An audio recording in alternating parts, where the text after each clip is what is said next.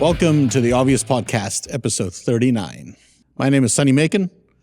I'm the Chief Operating Officer of Associated Builders and Contractors, Florida East Coast. And my name is Peter Daiga. I'm the President and CEO of Associated Builders and Contractors, Florida East Coast. The Obvious Podcast is a production of ABC Florida East Coast. Unless otherwise stated, all content reflects the opinions of the guests and the hosts, which is us.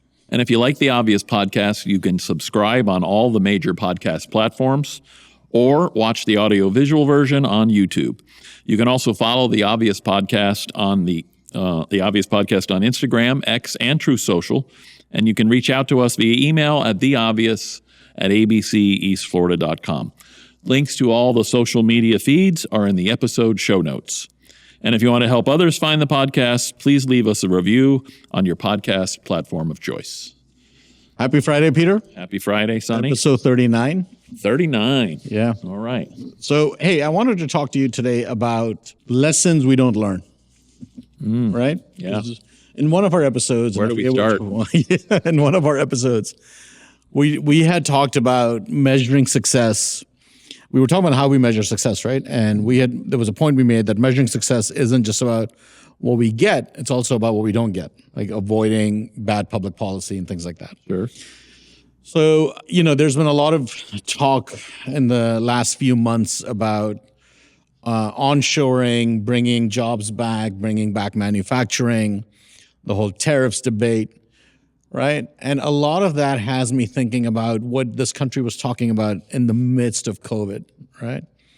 And the shortages we had. And I feel like we as a society we didn't learn any lessons. Right. Because if we did, there would be a little less objection to onshoring some of these things. Exactly. That's one of the lessons that we didn't learn. So I wanted to share with our audience some data that I researched that really kind of blew my mind, right? So let's just talk about pharmaceuticals. Do you realize 80% of what are called active pharmaceutical ingredients, they're called APIs, that are used in U.S. drugs, come mainly from China and India? 80%. During COVID, we had a huge shortage of acetaminophen, which is used in Tylenol, and of antibiotics. Right. I remember those? Hopefully everyone remembers. Yeah. It got difficult to find just basic antibiotics. Yeah. Semiconductors. Pretty scary. Right. We produced in 2020, 12% of the world's semiconductors the U.S. produced. In 1990, that number was 37%. Wow. Right. Chip shortages have impacted everything from cars. You remember those, right? Mm-hmm. Defense systems, which led to the whole CHIPS Act and trying to produce chips in this country. Yep. And by the way, there's been some phenomenal announcements since this president's. Yeah. About some people onshoring, bringing to Arizona, I think, and in a few other places. Yep. So, but anyway, this is to the point, right? The naysayers who, didn't learn their lesson about just how scary it is not to have critical components actually manufactured here, to rely on somebody. That's why we didn't learn that lesson, because otherwise they'd be like cheering on what we're trying to do. Yeah. So, but to have, critical components for those kind of things and antibiotics and drugs, we couldn't make. Yeah. So. And to me, this idea that outsourcing is what outsourcing is and you're out of luck, a lot of people kind of question that, right? Especially during COVID, right? So this idea that we're living in this globalized world. And I remember when I was young, I was in high school, I read this book by Thomas Friedman, The World is Flat, or The Earth is Flat. No, I think the book was called World is Flat. And this was the premise of the book. And I remember 2 lines from it, but this was the premise. If you are a B student in Baltimore and an A student in Bombay, he basically says, in 1970, the B student in Baltimore, 100% of the time, would have had a better life than the A student in Bombay. And he says, because technology has flattened the world, that has shifted. Mm-hmm. And then in relation to that, he has this, I'll never forget this line he wrote in that book. He said, anything that can be made elsewhere cheaper will be made elsewhere. And that has come to bite us in the butt so massively. people were complaining about this pre-COVID, but in Right. COVID, just the critical infrastructure that If I can like get a sidetrack for a moment, but isn't that's kind of the whole point of tariffs? And by the way, you have some free market, true blue, advocates that are opposed, right? Even on the right of center yeah, spectrum, people who are opposed to what President Trump has tried to do with tariffs. yeah, some of his But I think the reason he's trying to do it is exactly for that issue. Is you got to make things more expensive elsewhere in order to provide that incentive to build here. into onshore, and not necessarily for everything, but to a certain extent for things that, and we talked about in previous podcasts. That's going to provide for a growing jobs market, Yep. where people can actually afford a better standard of living than their parents. All right, that's important. But B, that we get these critical components so that we don't go through another period where we haven't learned to be vulnerable because we can't get drugs or antibiotics or chips for pretty much everything that operates, Anyway, to the point of this, the theme of this show, things we haven't learned. It's like, my God, we ought to be cheering what we're trying to do, at least, and finding out ways together to try to do this, as opposed to being naysayers, right? Yeah. I read this article in my research for this episode. I read this article in the Harvard Business Review, and this is a line, it was from 2021. So right, like in the midst of all of this happening. The pandemic was not a supply chain failure, it was a failure of the supply chain design, right? And then there was a quote from a Rear Admiral, John, I'm going to screw this name up. It's a Polish last name, Polovichik. He testified at a U.S. supply chain task force, and he literally said we were buying masks off of the back of trucks in China. Yeah, because I remember that problem too. Yeah. 80% of PPE was made in China. Now, as it turns out, we find out later that they were useless. By the way, and I've made this point since that I've learned, which is if any of you ever on an airplane, when they go through the safety protocol at the beginning of the flight, yes, and they talk about in an event of emergency how the oxygen mask will drop down. And you got to put yours on first. Yes, and put yours on first instead of the kids. But they also, many of them will state, because they've been on several different airlines that all say the same thing, remove face covering first. And I'm like, why do they have to tell you that? I mean, if that must say something about the amount of oxygen that is able to come through those face masks. So people many of us who are encouraged and walked around 24/7 and still are, right? We kind of joke about it. So in any event, not only would it probably not stop the microbes that actually cause the virus, but it was probably keeping the flow of oxygen to your brain at a restricted level, so much so that the airlines have to remind you to So anyway, sorry to get lessons not learned. I think there's a lot. I bought a jacket from Land's End a few years ago, and it had like a little tag on it, which was instructions on how to use the zipper. Right. Slide the whatever that end into the other end, and then to close, slide up, to open, slide down. Yeah, unbelievable. Who's the senator from? Where is he from? He's a Southern gentleman. Who's always got John Kennedy from Louisiana. Yeah. Okay. Because his one of his favorite things is when he wants to really insult somebody. In the South would just like God bless them or God bless their soul or whatever. He would be like, they're the reason why directions are on the side of shampoo bottles. That's right. So that's John Kennedy. Yeah. So anyway, that just reminded me of that. Yeah. The zipper analogy. So crazy the things we got to do. So, but here we are again. We're trying to make sure that we work in the opposite direction than where we have been for decades now, which is... Did you know as of 2023, there were more than 300 drugs on its shortage list? Oh. The highest in a decade. I mean, it's still an issue. Yeah. We still haven't been able to come back from first of all, you kind of realize that globalization, I don't want to say it has failed, but it certainly has some serious limits, right? So this, and I have such contempt for the neocon Republicans and the country club Republicans, and it just proves again that they don't know what they're talking about. Like they are so out of touch with reality, and this whole idea that just free trade will solve every problem doesn't work. Especially when it's not free trade that's equally applied. Correct. Right. when it's just the United States of America that's a free open market, but everybody else is like, you can't enter our markets. Correct. And then they turn around and they criticize the president because they're like, oh, how dare you? You know, right. how dare you make little girl pay more for a pencil or a toy or something? Right. When the issue at play, it's such a profound, deeper issue. But of course, anyway, my contempt for the media is a different story. But 85% podcast on that sounds great to me. Yeah, sounds really fun. Our contempt for the media. I think we did. It was the one where we deconstructed 60 Minutes and just the flaming pile of crap that they have become and continue to become.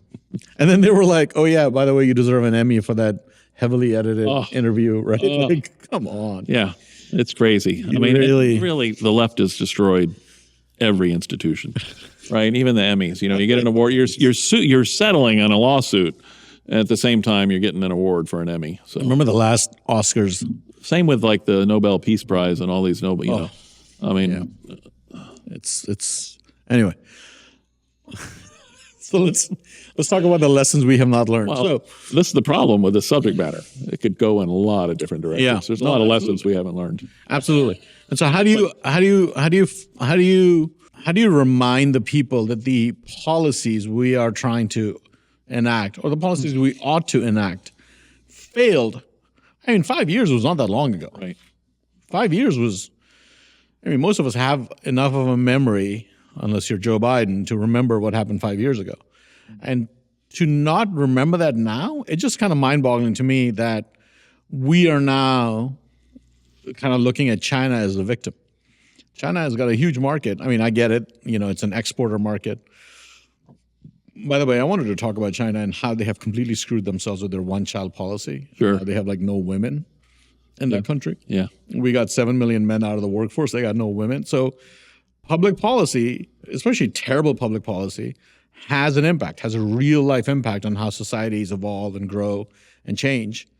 And our politicians historically have done a great job, but certainly since I would say Nixon onward, it's been like a pendulum, right? We'll elect a great president like Reagan, and then we'll elect a terrible president like Bush or Clinton or right. Screw it up, and then electorate's like, we got to fix this, and then as soon as you fix it, it's like the next guy comes back along to the abusive, back to the abusive. Because I think about the border, right? Like the border, I saw this statistic on TV recently, 98% decline in border crossings, right? Believable. And so then you're like, One okay, of the great. greatest things I've heard is, as it turns out, it's not, new law. It's a new president. It was a new president we needed, because I think the Democrats and the Biden administration, we got to pass this law, which is, of course, what they do oftentimes. Right. Load up these laws with things that actually just would have grown the bureaucracy and, but in any event, yeah. But we will, I lesson not learned, guarantee you, we will forget all of this. Right. And we'll get Gavin Newsom or Josh Shapiro or somebody in office. Right. And they will hit a big old reverse on all these policies. Yep. And it'll fall apart again. And we'll literally have the media convincing us, well, he doesn't really control the border. It's a legislative issue. He can't do anything. Right? All of this, I'm telling you, I'm going to be citing this episode in a few years, being like, remember when we talked about this? Because the media will try to convince the people. Sure. What are you talking about? Yeah. This is an ongoing issue. We've been dealing with the border since Reagan, right? Like, and then we'll sit there and be like, okay, can Congress do anything? Like, it's been solved, and it's been effed up, and then it's been solved again. Yep. Because he solved it his first term. Yeah. Got effed up. Solved it again. Talking about China and rare earths and a lot of the components and whatnot, and thank God we at least have one other option, India, which again, kudos to this administration who, if it hasn't happened already, looks like it's going to happen very soon in terms of a trade deal, with India, which is. You informed me. I used to think China was the most populous nation in the world. No, India's actually surpassed them. India surpassed it, yeah. I also saw sorry to get sidetracked, a very interesting map of the globe. It was like 4 billion people live here, and it was pretty much the Near East. It was China and India and the Indonesia and whatnot. And then the rest of the planet was the other 4 billion. Yeah.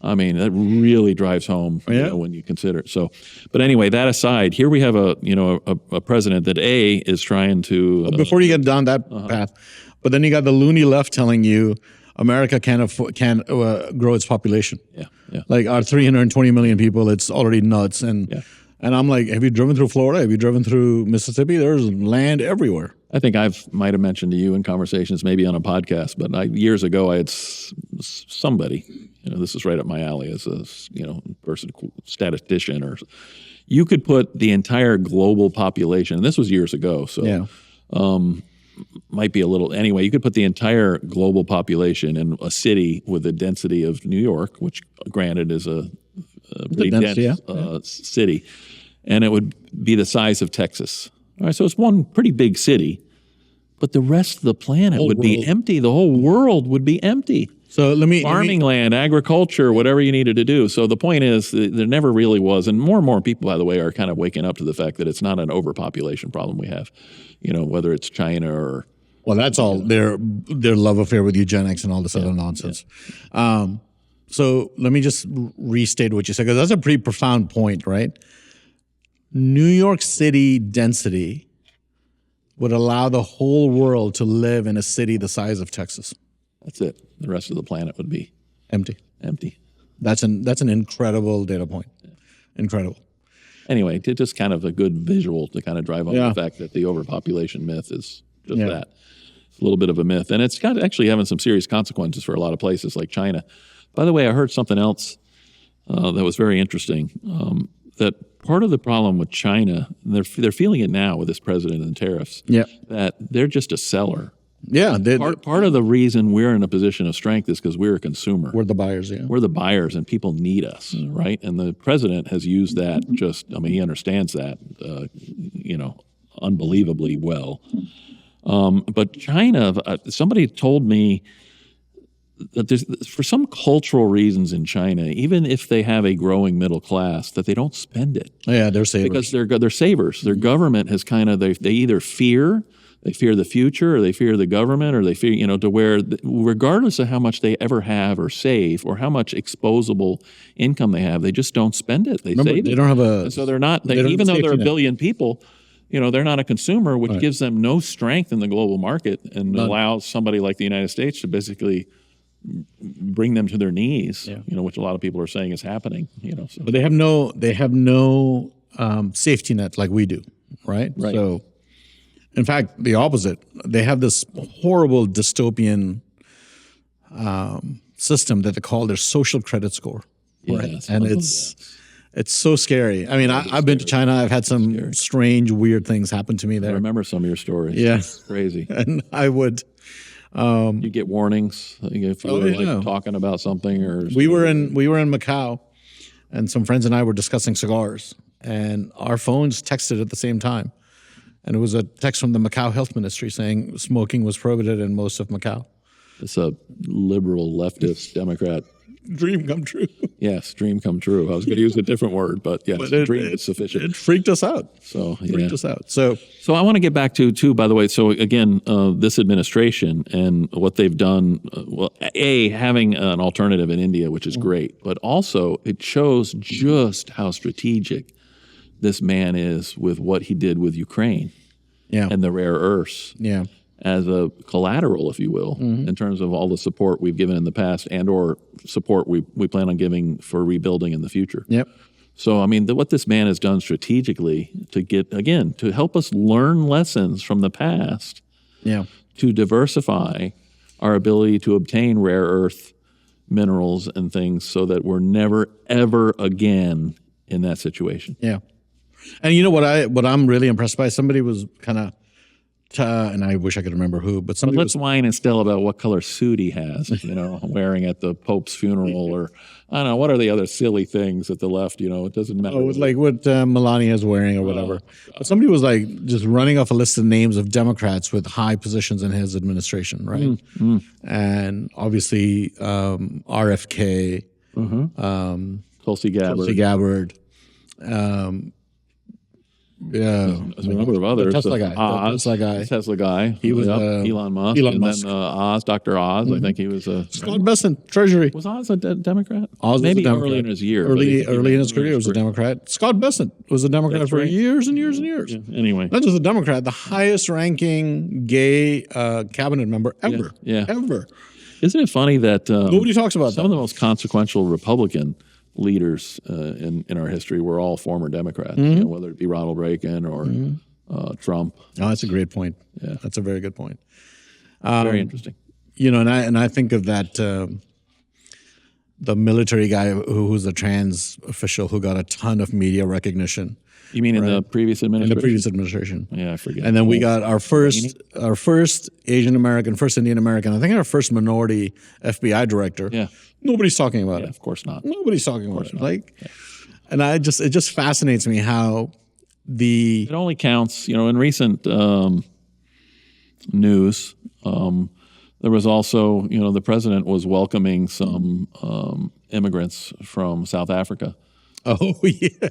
Because they're actually killing, farmers over there. So, and then the jokes that flew around immediately after, because it was like the Democrats found an immigration group they didn't support. They didn't like it. They finally found refugees that didn't. So, anyway, considering lessons learned, as our producer is, telling us we got to wrap it up. So we got to learn that lesson not to go over. So. Yeah. So let's just, we wanted to put this on the record just so that there's so much happening in this country, so many good things are happening in this country, but there's a reason behind them.